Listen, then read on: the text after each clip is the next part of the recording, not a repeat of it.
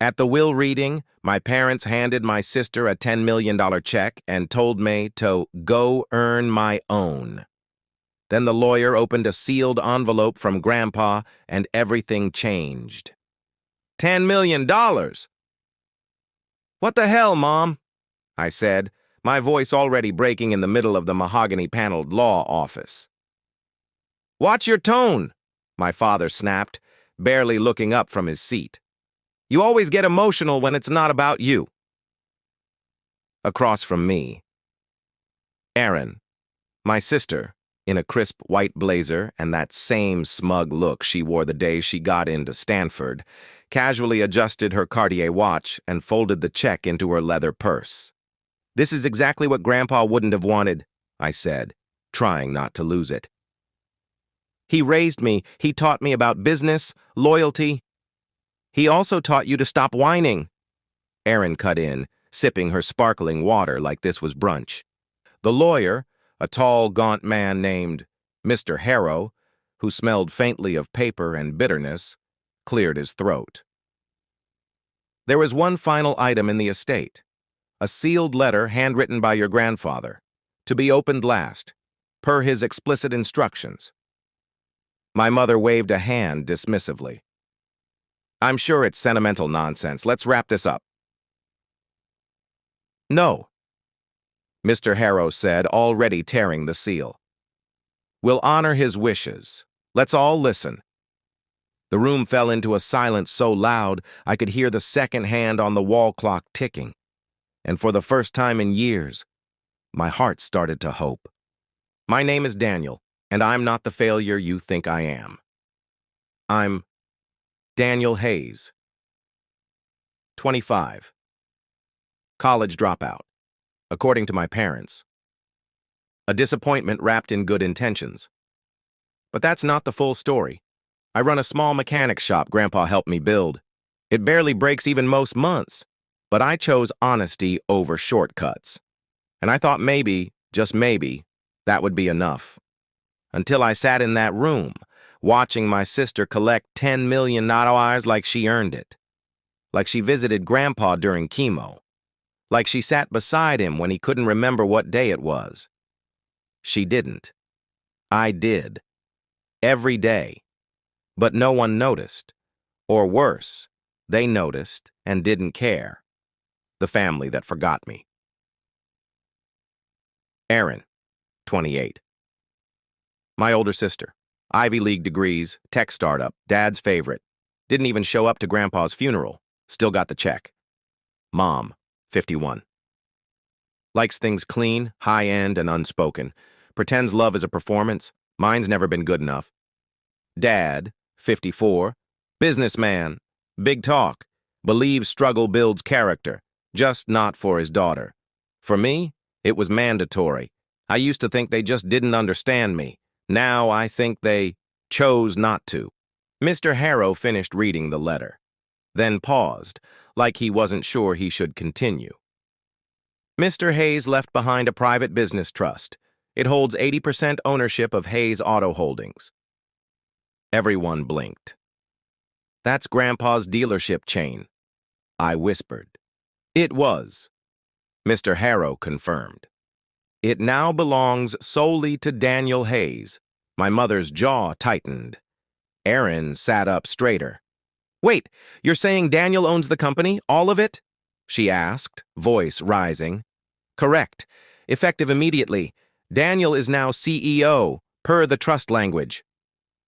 This has to be a joke, Mom muttered. My father would never... He would, I interrupted. Because I was there. When he was dying, when you weren't. You don't have the experience to run a company, Erin said sharply. Neither did you when Dad gave you that startup money. I snapped. Difference is, I earned this, and I won't burn it down for brunch photos. The night that changed everything. A memory hit me like a punch. 2 years ago, Grandpa in his hospital bed. Don't let them talk you small, Danny, he said, gripping my hand. You see them as better, but they don't see you at all. Don't beg for a place at their table. Build your own. I cried that night, quietly, alone. Then I went home and started my shop, with his last loan, paid back in full. He said he'd tell them someday. Turns out, he told the world instead, Mr. Harrow wasn't done. One last thing. Your grandfather left behind this flash drive marked, "Play only if questioned." I nodded. "Play it," I said. The screen lit up, a video of Grandpa in his chair, frail but still fierce. To my daughter and son-in-law, you raised one child with entitlement and another with silence. Only one of them ever showed up when it mattered. Daniel, this is your legacy. Not because you're perfect, but because you stayed. He coughed. And Aaron, I saw what you tried to do. The false signatures on that trust account in 2021, you hoped I'd forget. I didn't. The screen cut to black. My sister paled. My mother turned stone. You forged Grandpa's signature?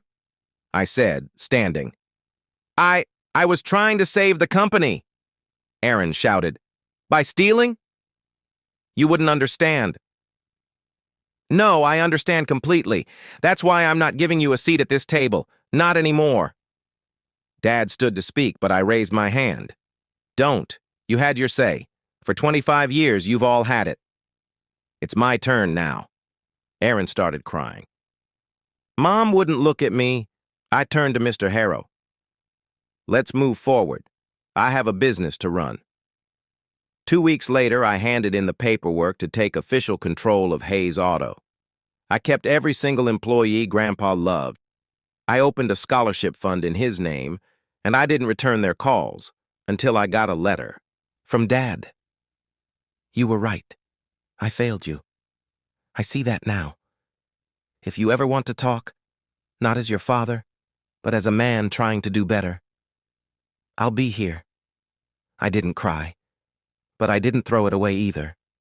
People think winning changes everything, that once you finally get yours, the pain disappears, the anger fades, the scars heal over. It doesn't. I signed the papers. I became CEO of Hayes Auto Holdings. I hired a CFO because I knew I wasn't ready to run it alone. I kept Grandpa's name on the letterhead, and I made one rule. No one gets left behind for being quiet, because I know what that feels like. I didn't go to the next family dinner. Mom sent a half-hearted invite through email. I deleted it. Erin hasn't called once. She probably never will. And Dad's letter? It sat unopened on my kitchen table for 3 weeks. I didn't know if I was ready, not to forgive him but to hear him try. When I finally opened it, it wasn't what I expected. I'm sorry I turned you into someone who had to earn love from people who should have given it freely. That was never your burden to carry. I see you now. I just hope one day you'll let me do better. I sat there, gripping the paper like it might tear, and I whispered to no one. Why did it take this long? I walk differently now, not with ego, but with certainty. I know I deserved more back then. But I'm not trying to go backward anymore. I've started spending weekends mentoring kids from the local tech high school. The ones everyone says don't have potential just because they don't talk the loudest in the room. One of them, Jamal, reminds me of me, fixes engines like he's rewiring a brain. I gave him a paid internship.